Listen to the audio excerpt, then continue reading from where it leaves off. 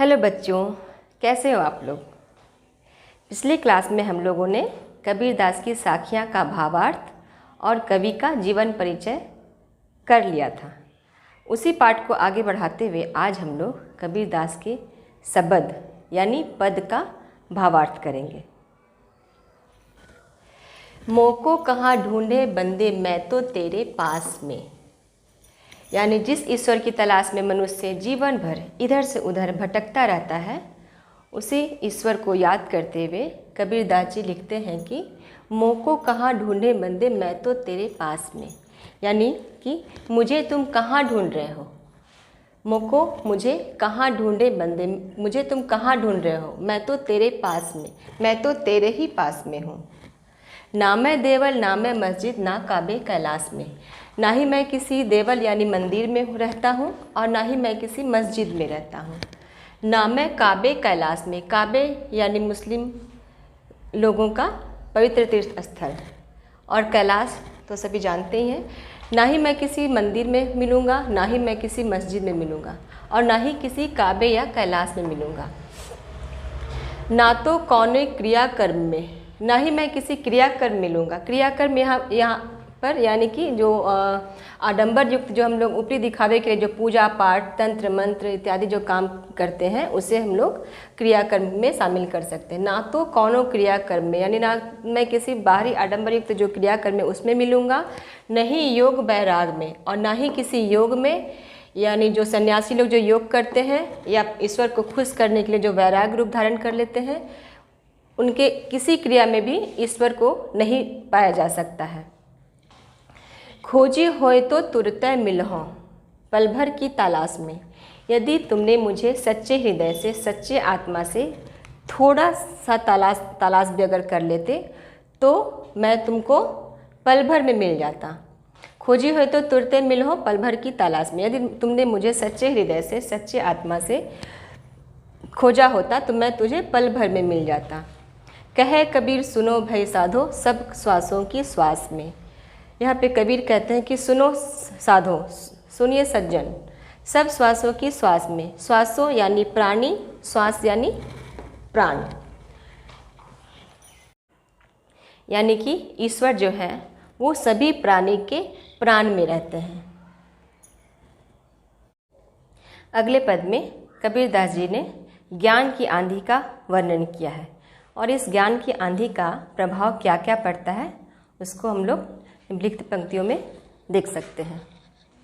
संतो भाई आई ज्ञान की आंधी रे, हे संतो हे भाइयों, ज्ञान की जो आंधी है वो आ चुकी है। भ्रम की टाटी सबे उड़ानी माया रहे न बांधी, भ्रम यानी वहम, शंका, टाटी बांस की एक आड़ या ओट, जिसे सरल शब्दों में हम दीवार भी कह सकते हैं। माया सांसारिक आकर्षण। तो भ्रम की टाटी सबे उड़ानी, एक भ्रम रूपी जो एक आड़ थी, एक ओट थी, एक दीवार थी, वे सभी उड़ चुके हैं। किस लिए? क्योंकि ज्ञान की आंधी जो है वो आ चुकी है।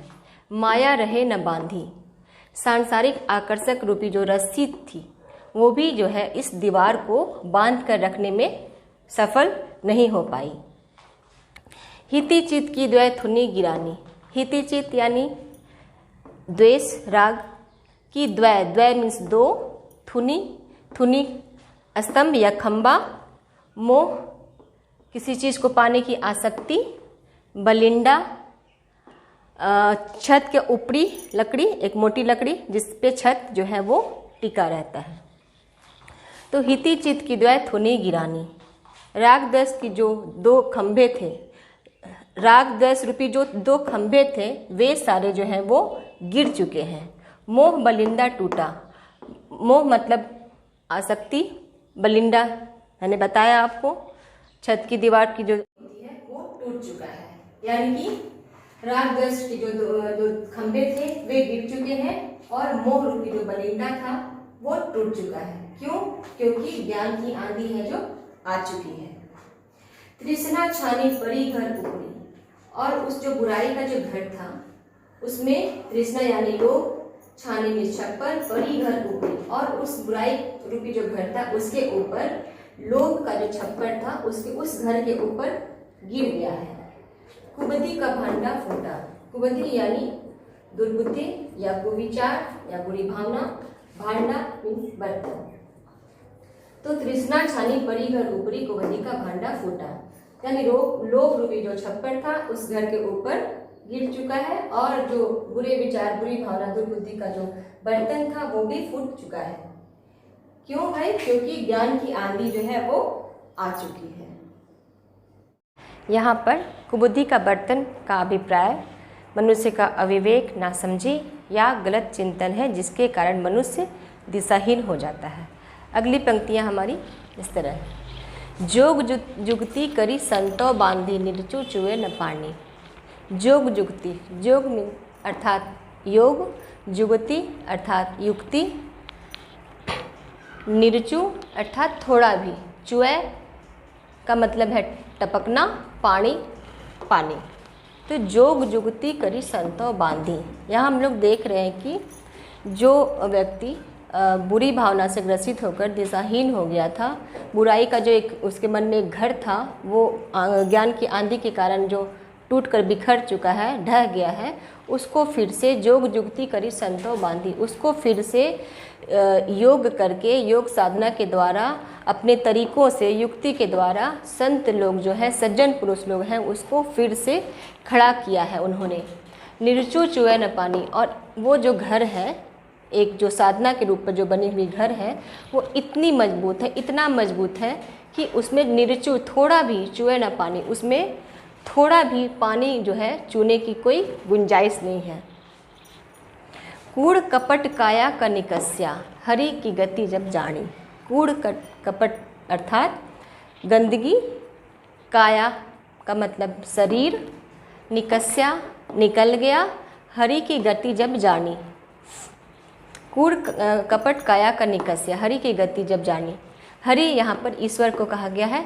हरि की गति को जान करके कूड़ कपट जो है, मन की जो गंदगी थी, शरीर की जो गंदगी थी, वो निकलकर पवित्र हो चुका है शरीर अब। क्यों?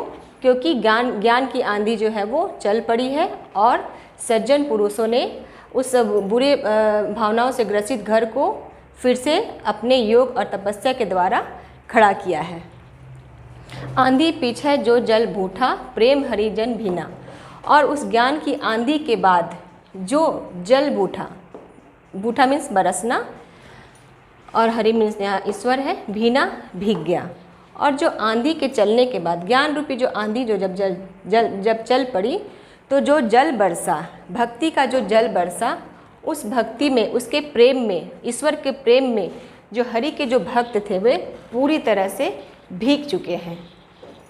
कहे कबीर भान के प्रगटे, उदित भया तम खीना। और जिस तरह जो बुरे भावना या बुरे विचार मनुष्य के शरीर से ऐसे दूर हुए हैं, जिस तरह से सूर्य के प्रकट होने से अंधकार जिस तरह से खुद ब खुद नष्ट हो जाता है, उसी तरह ज्ञानी पुरुषों के संपर्क में आने से शरीर के जो मन के भी जो विचार हैं, कुविचार हैं, बुरी भावना है, वो सब ऐसे दूर हुए जैसे सूर्य के उदय होने से अंधकार जो है वो नष्ट हो जाता है। तो बच्चों, इस पद में बहुत ही सरल, सहज और भावानुकूल साधुकड़ी भाषा का प्रयोग किया गया है। इस पद के माध्यम से हमें यह संदेश दिया गया है कि ज्ञान की सहायता से मनुष्य अपनी दुर्बलताओं पर विजय प्राप्त कर सकता है। आज के लिए बस इतना ही। अगली कक्षा में हम एक नए अध्याय के साथ फिर मिलेंगे।